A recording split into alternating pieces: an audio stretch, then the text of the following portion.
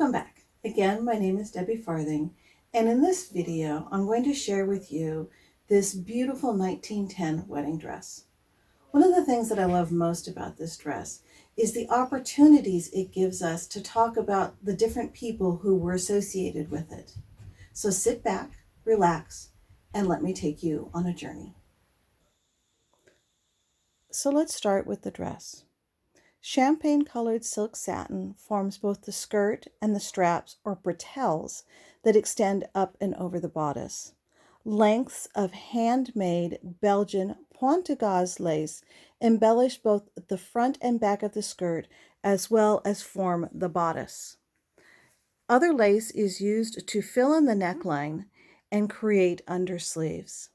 I believe these long lengths of lace were actually flounces taken from another dress, as you can see the edge right here. This lace actually starts at the hem of the dress, comes up to the waistline where it is very artistically tucked, and then extends up and over the shoulder. The second flounce starts at the center front, extends up and over the shoulder, and then down the back of the dress. The dress fastens at the center back through a series of hooks and eyes on the underbodice. The lace that fills in the neckline then crosses over and fastens to itself. Finally, the flounce is brought over and hooked and snapped down to cover the closures. The detachable satin train hooks at the waist and buttons at the shoulder. It is 8.5 feet long from end to end. The oval Point de Gaze lace veil is 11 feet long and 6 feet at the widest.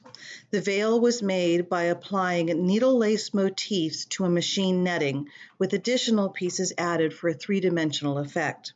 The applique is 6 inches wide at the top and 3 feet wide at the bottom. I believe it dates to the second half of the 1800s.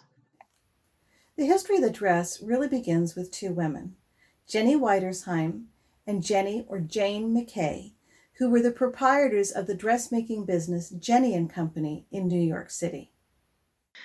Jenny & Company was a solely woman-owned dressmaking business located near the upscale Fifth Avenue shopping area. A 1919 New York City business directory listed them as a factory with 25 employees. They were in business from the early 1900s until sometime in the 1930s. So now that we've talked about our makers, let's talk about our bride. Unfortunately, I've never been able to find out her identity, but what I do know is that she came from an upscale, wealthy family in the New York area, and she married a cattle rancher from Santa Barbara, California.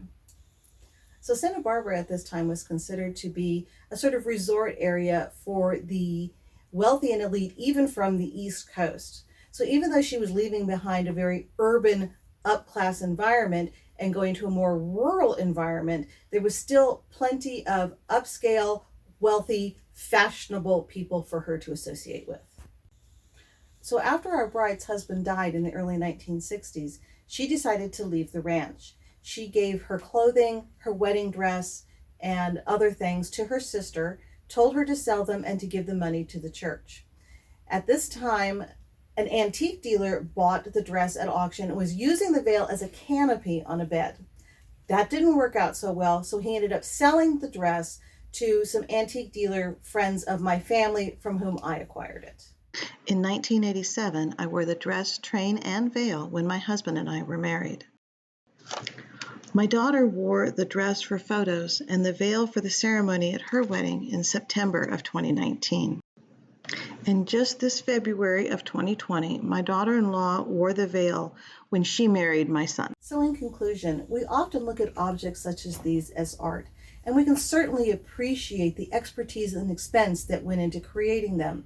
But they also are our physical connection to the past and to the people who have been associated with the dress. It gives us an opportunity to take glimpses into the moments that were important to them. So thank you very much for watching. I hope you enjoyed it.